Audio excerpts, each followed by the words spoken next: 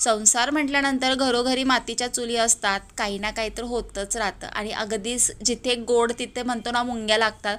मग असं पण काही अर्थ नाही ना, थोडंफार तर असायलाच पाहिजे ना, जरा आंबट चिंबट जरा तिखट विकट पाहिजे की नाही मंडळी. मग कसा काय मज्जा कशी येणार संसारात. पण असं नाही हा, चेष्टा मस्करीचा विषय नाही आहे. एखादी गोष्ट घडली की तिथल्या तिथे सॉल्व्ह करायची. आणि एक गोष्ट लक्षात ठेवा, अजून एक अनुभव तुम्हाला शेअर करते. आणि म्हणजे चांगला म्हणतात ना इफेक्टिव्ह अनुभव आहे.